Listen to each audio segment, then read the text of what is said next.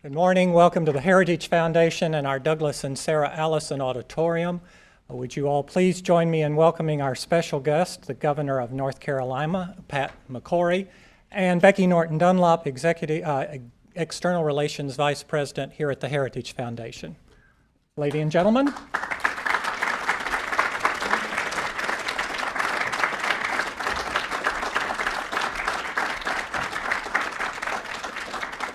And hopefully microphones are working and we will start. Test them out.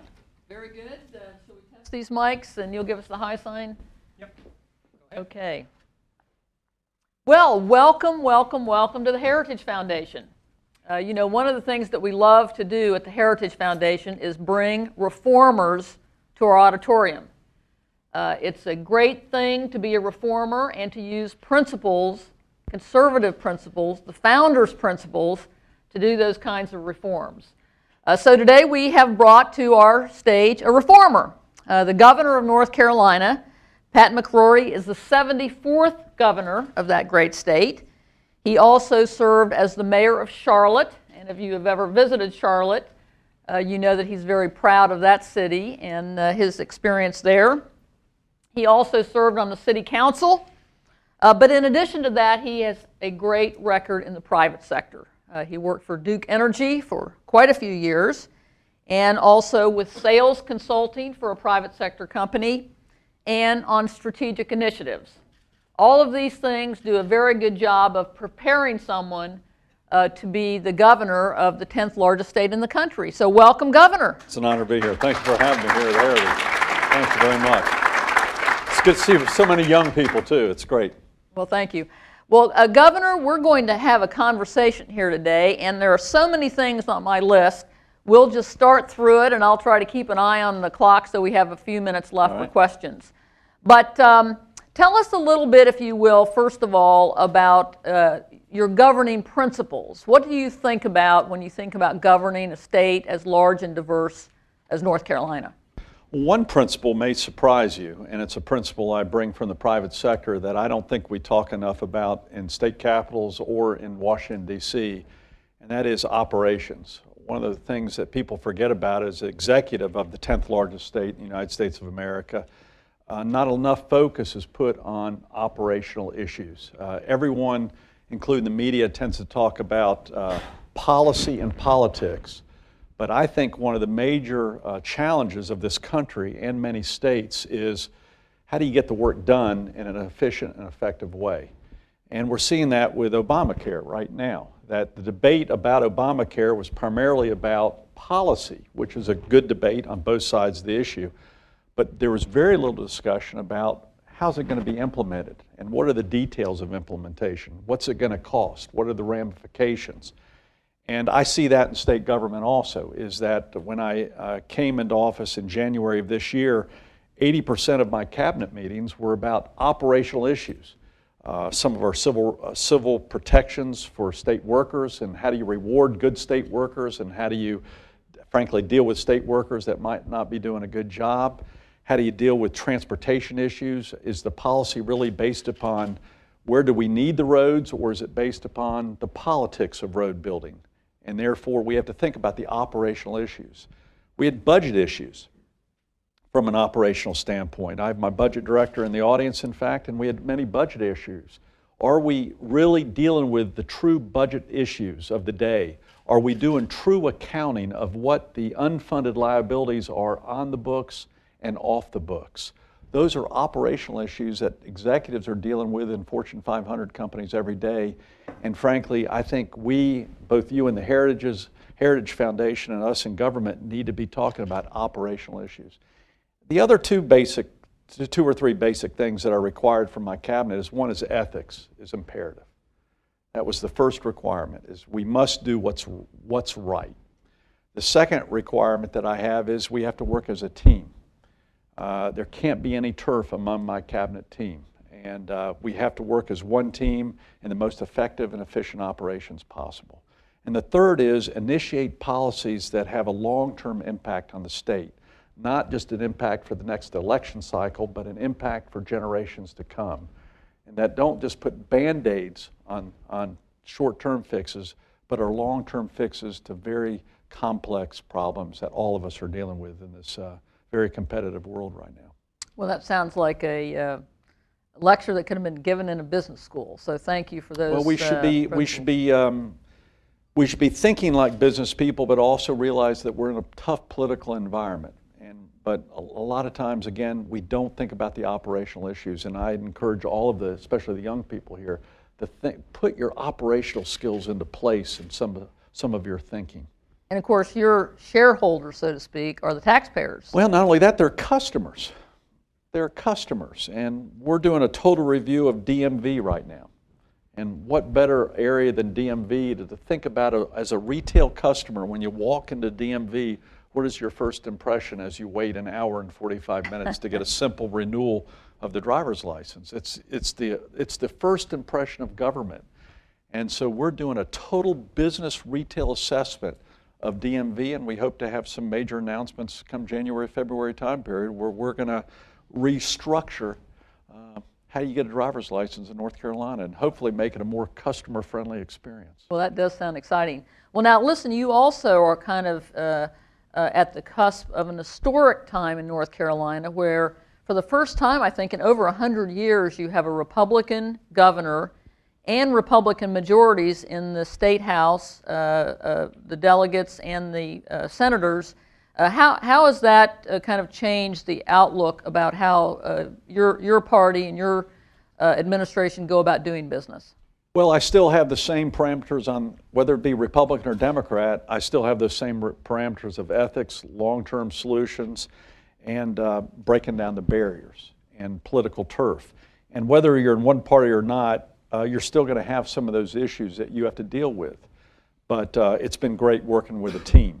And I'd say in my first 9 months in office, we got 80% of what we wanted from the Republican House and Senate, which is a pretty good track record. But there were some things where I disagreed. Tax reform, for example. We initiated the most dynamic tax reform that we saw in this nation in the past 4 or 5 years. We were the only state in the nation that did tax reform.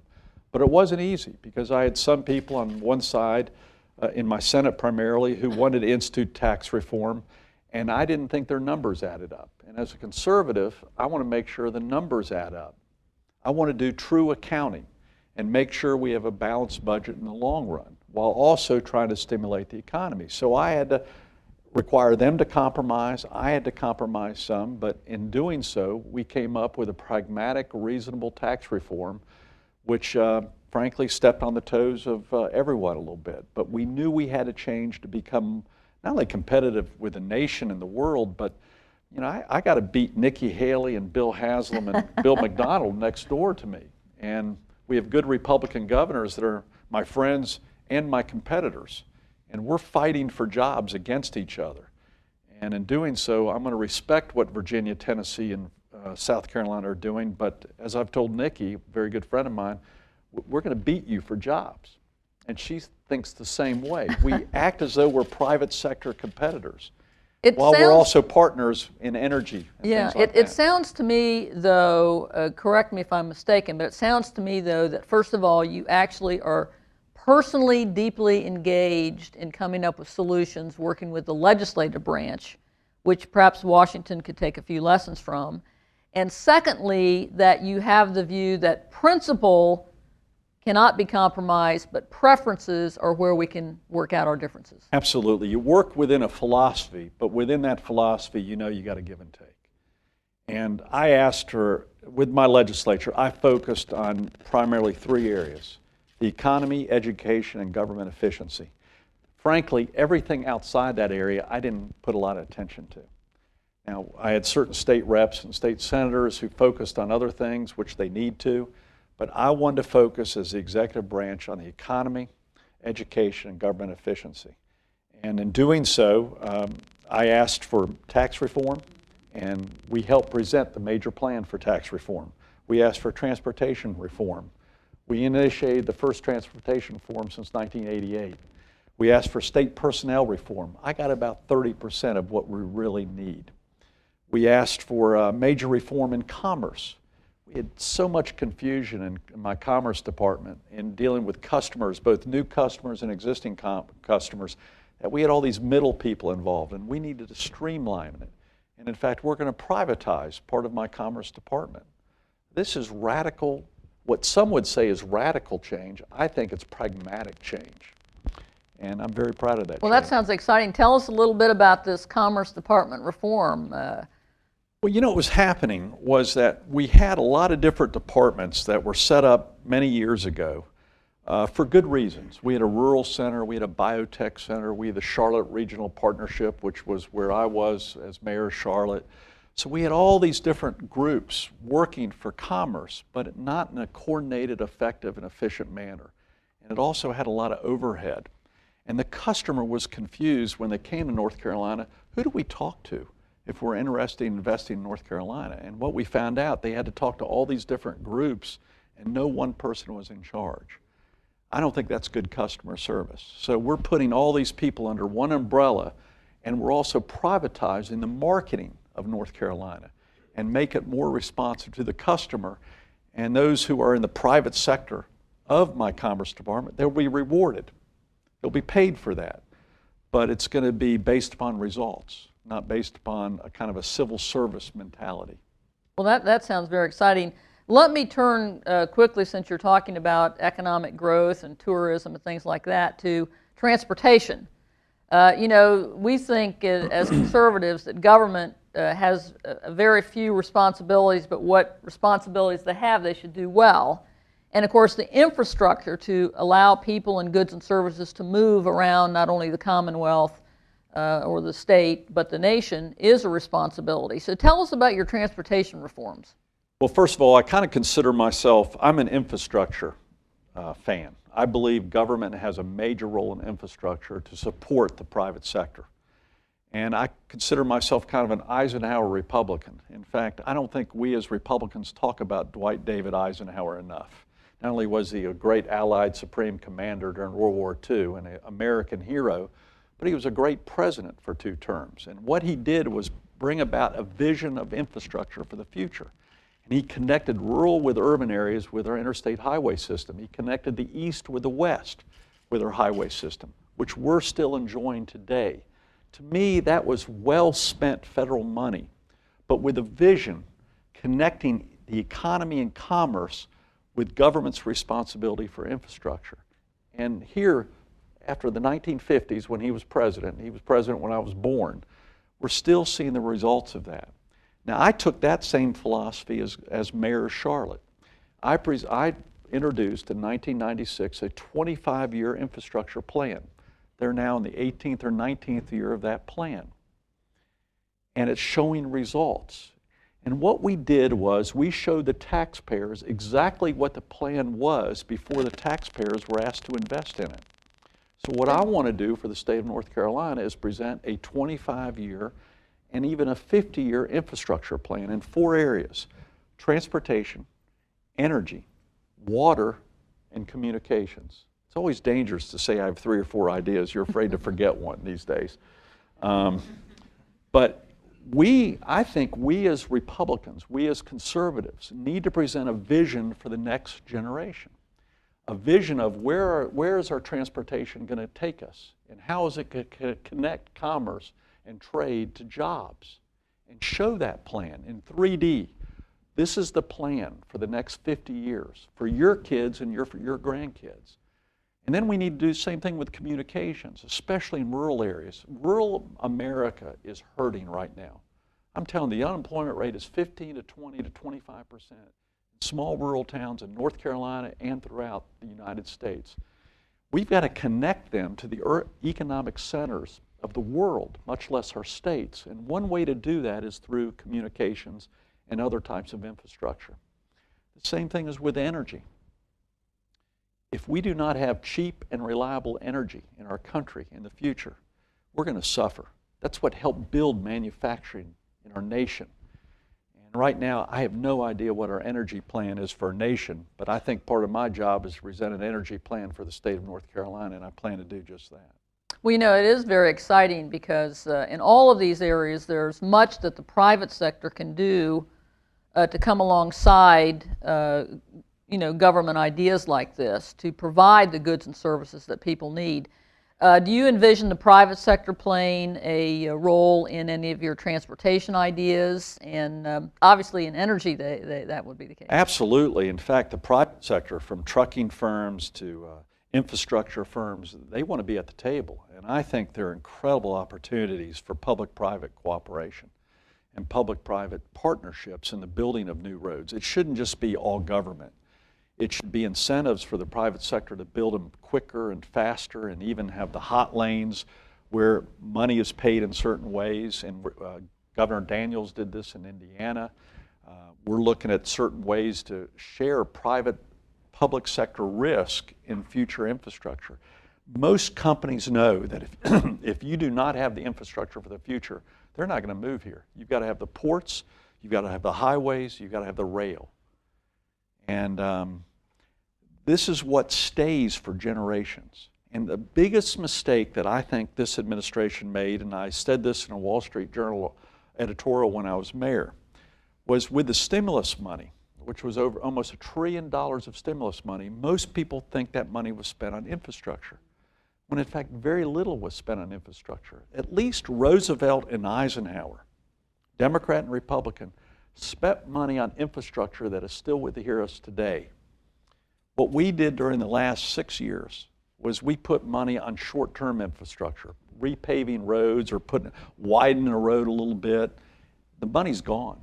That was borrowed money, which your kids and your grandkids are going to be paying for many years to come. That would have been an excellent opportunity to show a vision for the future and then invest that money, which would stay while you pay the debt. Yes. Now you're paying the debt on potholes that have to be refilled again.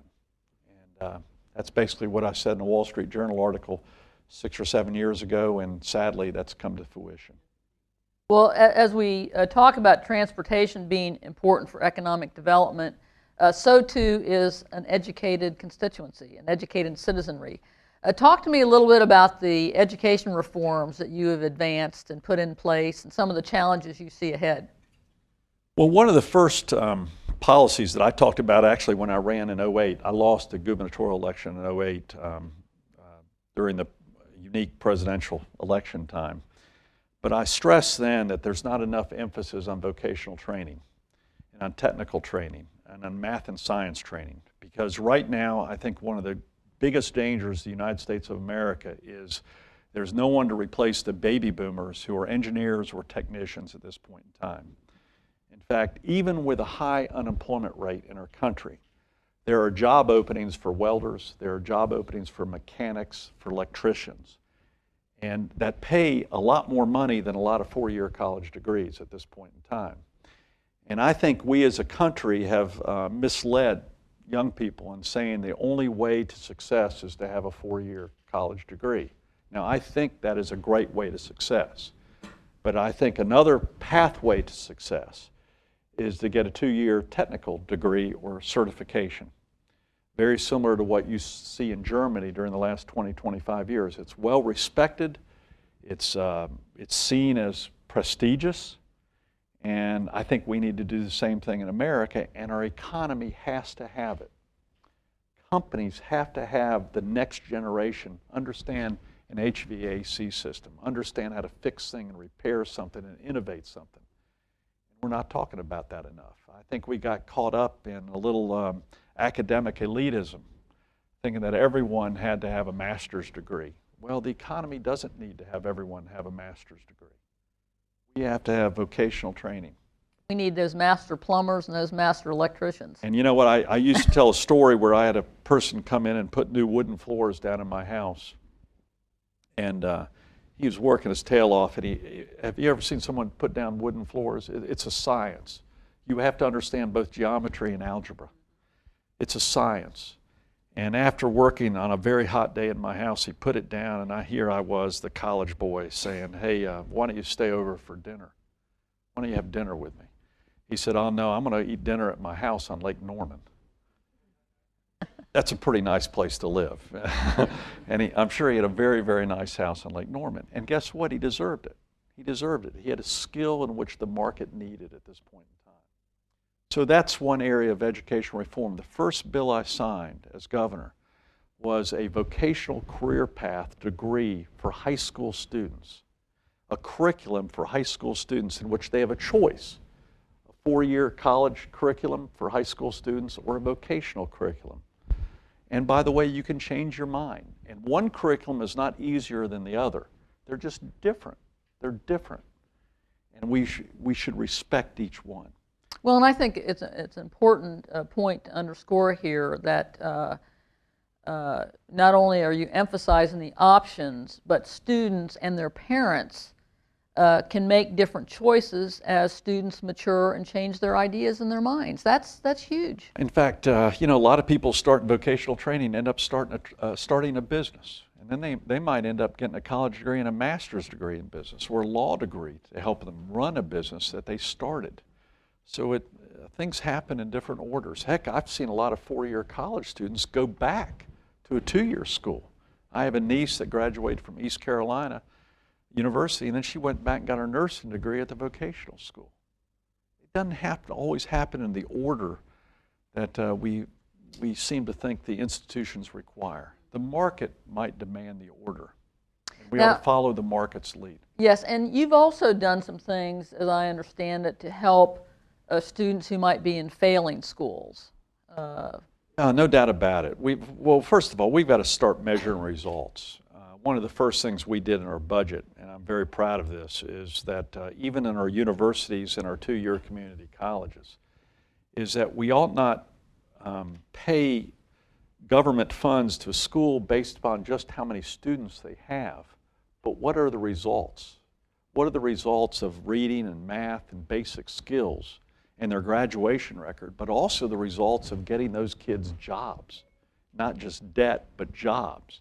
So what we did, for example, with our 2-year community colleges is that we changed the formula a little bit where we reward those classes that cost more, that have a smaller volume of kids or students in those classes, but they have about 100% job placement rate. We shouldn't punish them for that because it costs more.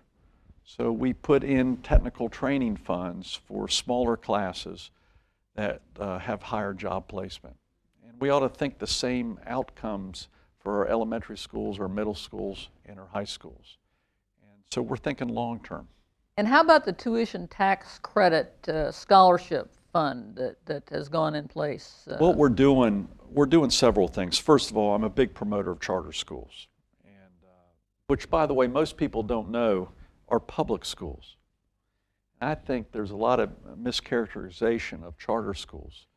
Charter schools are public schools. We also have a voucher system, or I call it a scholarship system, for those kids especially who cannot get their needs met due to the public school maybe not having what they need. And so we're doing a lot of different things, and we also want to do pay for performance for our teachers. We're instituting a system, and we're going to get feedback. In fact, just in the last 2 weeks, I'm putting together a teachers committee, which will help me government come up with the idea on how do we reward good teachers. You know, when all of us go to school, the principals, the students, and other teachers know who the good teachers are, don't you? Everyone knows who's the good teacher, who's the bad teacher, who's the easy teacher. We all knew it in high school. We know it in college. We need to start rewarding the good teachers. And that's what we want to do, a pay-for-performance system for our high schools and our elementary schools. And we also, I think, need to start paying our math and science teachers more money based upon the market because they tend to have a higher attrition rate. And that can change year by year in and year out. I was a recruiter for Duke Power Company, and some years you pay electrical engineers more than civil engineers based upon what the marketplace is. Sometimes you pay a business major more than a liberal arts major based upon the marketplace. I think we need to adjust the marketplace pay standards to education also. And, and it varies year by year. Yeah. Now, one of the areas where Heritage has been deeply involved in education reform is the issue of Common Core. Yeah. And I know in North Carolina, the legislature passed legislation putting Common Core in place, but as we understand it from some of our allies around the state, that is getting some critical review and perhaps some re-examination. Is that something that your education team is taking a look at? I'm actually an advocate of Common Core as a concept, especially with the emphasis on math and science. If we do not get better in math and science and basic reading in our nation, we will not be competitive with the rest of the world. And I think our standards should be worldwide standards. The problem is in its implementation and its testing. And I think right now in North Carolina, there are over 100 tests that are having to be given by teachers, and they're now only teaching by a test. And I think that's far too many tests. I think 13 more were added due to the race to the top federal grants that were extended, and one of the reasons North Carolina got that was because of these new tests of Common Core. I'm an advocate of Common Core, but you cannot just ask teachers to do only tests. So I think the problem is not Common Core, the problem is often in the implementation of Common Core and thinking this way instead of bigger picture. Well, I must say I'm a Virginian, and we're competitive in education too, so we think our standards in Virginia actually are better than these national standards. So be careful, we might be competing with you. I have no problem with national standards, but the state should determine their standards. But I'm telling you right now, every state standard should be worldwide standards that better get better in math and science and basic reading, because that's what's hurting our country. I think the biggest challenge to our country in the future. Well, it is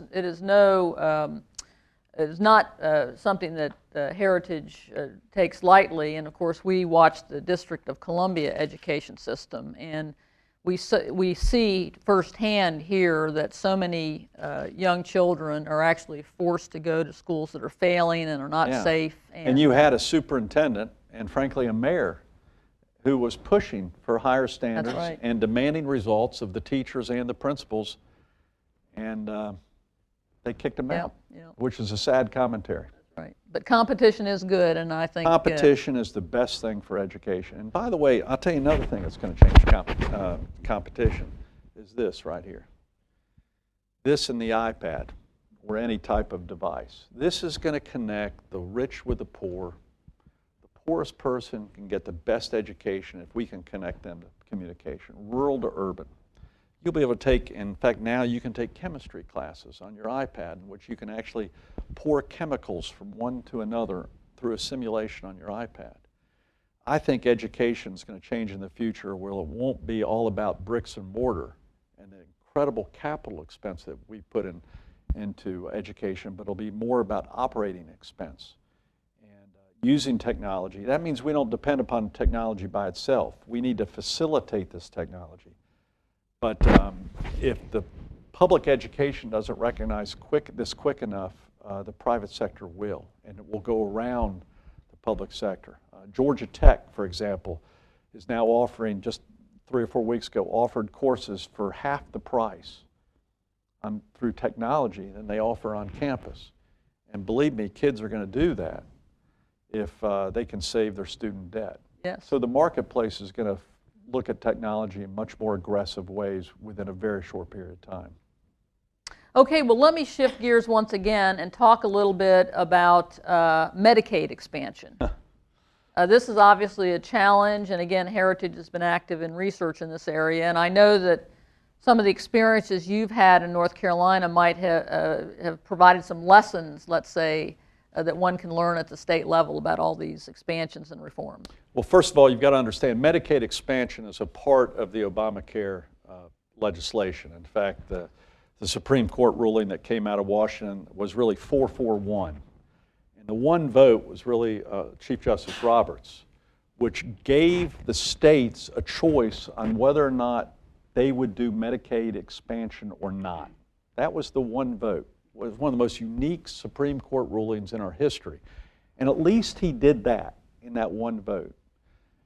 What's ironic is I made a decision as governor, and so did my legislature. We decided not to do Medicaid expansion. And it's almost, and the media almost says you're not doing Medicaid expansion. They don't realize that's part of Obamacare. And the reason we did not do Medicaid expansion was, first of all, we couldn't deal with the debt of our existing Medicaid. which is for women, the elderly, children, and the disabled. What Medicaid expansion does is expand that to much more of our population. And I could argue for good reasons, because they're being served often in the emergency room and so forth. The dilemma I had was this. In a very short period of time, I would have had to put a brand new bureaucracy together at a time period that I couldn't meet. I knew I couldn't meet it, when my current bureaucracy couldn't handle the Medicaid cost overruns that were currently happening, which, by the way, in my state ended up being over $500 million over projections set forth by my previous legislature and my previous governor. Over $500 million over projections. That's out of a $20 billion budget, so it's a pretty big hit. There went all my teacher raises right there, or infrastructure money. So the Medicaid expansion is, I think, one of the most difficult issues on governors' plates right now. Let me tell you the other issue that we are having, and that is that the rules and standards weren't written. And in fact, even in the last 4 or 5 weeks, the administration has sent us new regs on Medicaid, and no one is talking about it. We just got a new reg, which might, in fact, force us to do Medicaid expansion whether we want to or not in the upcoming year, because a new reg came out 5 or 6, 7 weeks ago, which basically says if a person goes to the hospital and they say they cannot pay for it, and they might not even qualify for Medicaid, they can still sign up for Medicaid, even if they're not under one of the 4 or 5 characteristics of a Medicaid recipient. If they do that, the hospital then, and that person can bill the state of North Carolina for 2 months. And after 2 months, if the state finds out that they did not qualify for Medicaid, they will be taken off of Medicaid, but the state still has to pay for that 2 months. And that is 2 months of tests and services that we did not have budgeted. So it's almost an end around that 4-4-1 vote by the administration, which then says the state has to take 100% of the responsibility. So now I have to make a decision. Wait a minute, the Fed says they'll give it to me for free for 3 years. But after the 3rd year, we have to pay 10%. And one of the reasons I didn't do that is because I didn't know 10% of what. 10% of what? We had no idea what the future cost would be.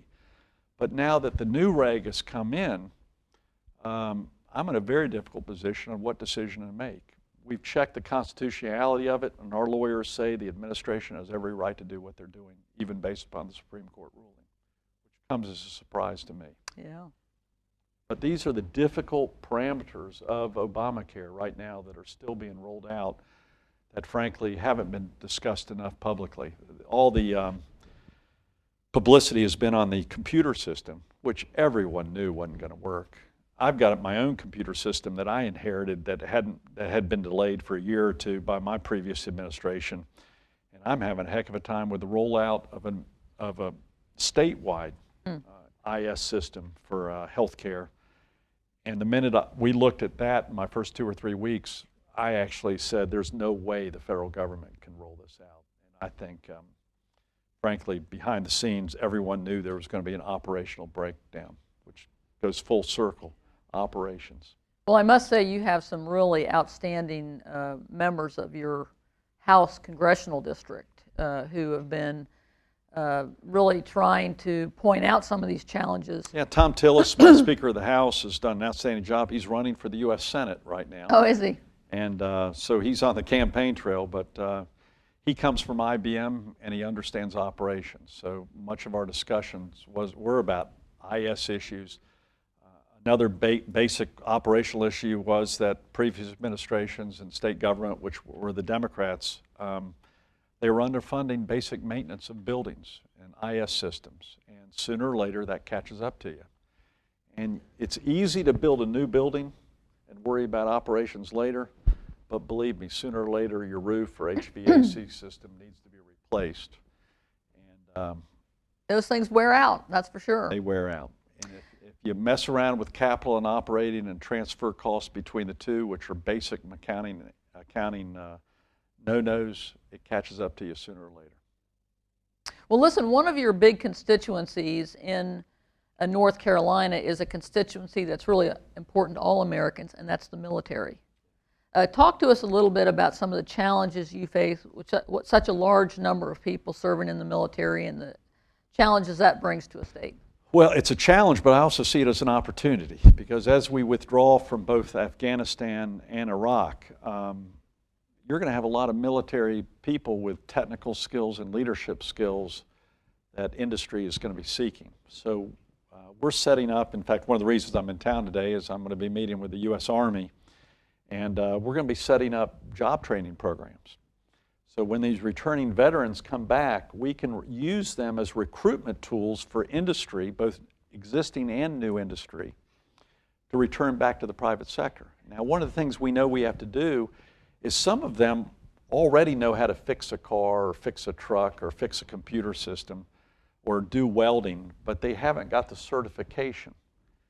So what we're trying to do is, can we jump through the hoops of the bureaucracy and have some of these military people just test out, instead of going through the process of having to sign up for courses, which they can easily do in their sleep because they've been doing it under fire in Iraq or Afghanistan. Why do they have to go through all these courses? So we're looking at ways we can test them out. We've already tested it out with truck drivers. We're kind of doing a speed-up certification for truck drivers that are returning from the military, and we can place them immediately into jobs that are open in North Carolina. You know, one of the other places where we've heard that is of interest is actually in teaching, that some of these veterans are excellent teachers and could actually move into a classroom. Is that something you're thinking about? Absolutely, and not only for veterans, but we think in the private sector. I actually have my teaching degree. My goal was to be a teacher. And in the private sector, I was actually a manager of training for the utility company. So I did teaching, adult teaching. But right now, for me to go back into teaching, I'd have to go through a lot of different hoops to, again, recertify my teaching degree. And I think I'm pretty qualified to teach civics at least, and a little bit of history. And we need to make it especially easier for engineers and math and algebra potential people coming from the private sector to return to teaching or to get into teaching, and not put them through what we typically require of a college graduate. Great. Well, this has been wonderful. I wonder if you would mind taking a couple questions from folks in our audience. I'd be honored. We've got a couple microphones, and Andrew, I'll let you identify a questioner for us. Please identify yourself, please, and where you're from. Hi, Governor. My name is Daniel Strauss. I'm a reporter for a website called Talking Points Memo. For what memo? Talking Points Memo. Great. I was wondering if you could talk a little bit about the voter ID law, which is getting a lot of attention right now, and really what your take on the lawsuit is. It seems like this is the second in a number of lawsuits that the Obama administration wants to put on states related to the pre-clearance standards. So I was wondering if you could respond to that, maybe address how your administration plans to approach it, especially with Roy Cooper, who is planning to run for governor and is a Democrat, but he said he wants to follow your lead on this. Well, first of all, I think the Eric Holder's lawsuit is both political and without merit, because our laws have been greatly exaggerated, especially by the New York Times and other publications. They're very common sense laws, which we require a government-issued ID to vote, which over 32 states currently do in the United States of America. And I noticed he didn't sue any of those other 32 states. We still have the exact number of early voting hours open, which the national media doesn't talk about, as we did before. We're just trying to take some of the politics out of where you place the early voting, which was extremely political. In fact, New York does not have early voting. North Carolina does, and I noticed Eric Holder is not suing the state of New York. And we're we have even more transparency in our voting rules, where now we actually are prohibiting lobbyists from bundling money, which you were allowed to do in the past, and be the bundlers of money. And we have stricter rules for lobbyists that often is not mentioned. And the list goes on and on and on. But you know, we require a voter ID to get a tattoo, to get Sudafed, to get food stamps, to get on an airplane, To get almost any government service in North Carolina right now, you have to have an ID. And our legislation is actually offering free IDs. And the first election in which you have to have these ID in place is 2016 election. So people have 3 years to get an ID. And by the way, we still have early voting and voting by mail, which you can do early voting, which you don't even need an ID on. So someone could do it from a nursing home through the mail at this point in time. So I think our voting ID laws by the national media, and yes, even by some of our local media in North Carolina, has been greatly exaggerated, and it's common sense reform which protects the integrity of our ballot box. Regarding the Attorney General, my only comment regarding his is he can have his personal opinion, but as a lawyer, you should not publicize your personal opinion if you're going to be defending the people who are promoting this common sense law. Good lawyers don't do that. Very good. Thank you, Governor. Yes, please. Governor, Grace Marie Turner with the Galen Institute. We do health reform, but I want to ask you about tax policy because I'm very interested in your ideas about tax reform in North Carolina. Scott Hodge and Steve Enton, both who've either worked for or closely with Heritage over many years, have a piece in today's Wall Street Journal about the difficulty of tax reform at the federal level, primarily because of the complexities of how it's going to be scored, flat, static scoring. I've been through it. I know. And I'm interested in how, in North Carolina, how you intend to get through these barriers to show the incredible economic growth that can come from lowering tax rates, even though with static scoring, that's hard for budget people. Your budget person's here to. Well, first of all, I've never met a liberal or conservative who's against tax reform until it hits the one tax break that they might get. And I will say this, both liberals and conservatives can be rather hypocritical on this because some of my opposition to tax reform came from both sides of the aisle who went, I'm all for tax reform, but you better not touch that one. Because it might have been an interest group that they were very close to. It might have been a loophole that was associated with their own business, even a state legislator's business. So everyone's for tax reform until it's their loophole that we might close. And right now, we reduce the corporate tax rate and the income tax rate, which I think are the two tax rates which hindrance our competitive way to both retain and recruit new businesses. But I had to step on the toes of some people. When you go to a movie now, you have to pay a sales tax. You had to buy popcorn anyway. So we now have a sales tax on movie theater tickets to make up for the income tax that we reduced. By the way, we now have a tax on newspapers. Maybe that's one reason newspapers are mad at me. I don't know. They haven't brought up that conflict. But we have a tax on newspapers. It's more of a consumption tax as opposed to a tax punishing productivity. And I'm an advocate of rewarding productivity. And that's the type of tax philosophy I have. And you have to sell that. And I've had my most conservative businessman say, I'm all for that, but I can't believe you just closed that tax loophole on my law firm. I go, you did. We did, because you're not going to have any clients if you don't have any businesses in North Carolina. Okay. So that's just to let you know, you've got to sell the long-term impact, not the short-term. Well, we like that idea of encouraging people to become producers. Now, do you have... manufacturing, I'm still a strong advocate in two areas that we've got to emphasize more. Is we've got to be a country, and my state has to be a country that makes things and builds things and innovates things, and ag, grow things, produce things. Ag is still huge in our country, and we ought to talk about it more. And energy.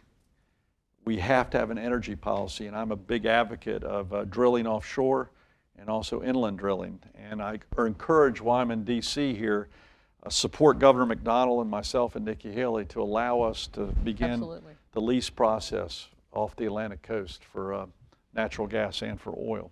Well, there are so many things we didn't get to. First of all, let me say we'd love to have you come back and do another agenda.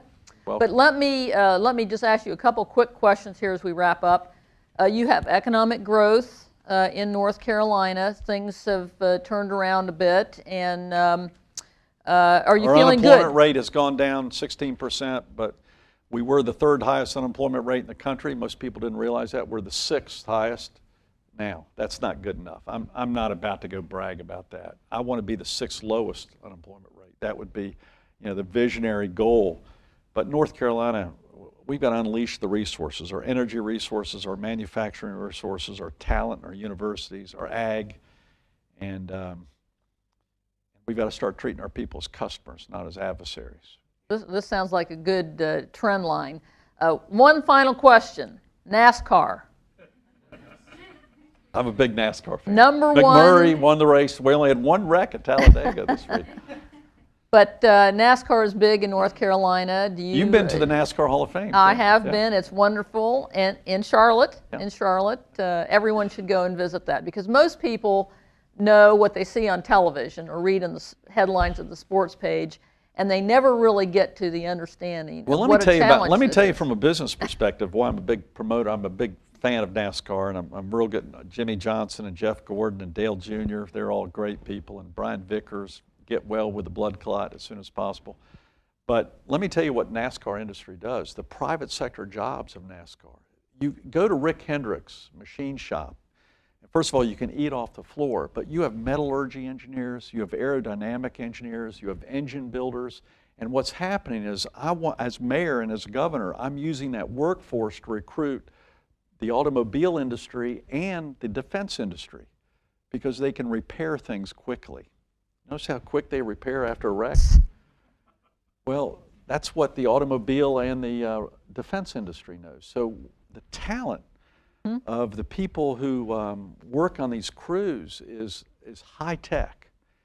And so it's not just for travel and tourism that I support the great races that we have in North Carolina, but it's also to recruit new industry and become a hub of that type of manufacturing talent in North Carolina. Well, that's great. We have a creative, innovative, dynamic governor. Let's thank him for coming to Heritage today. Thank you all very much. Glad to be here. Thank you very much.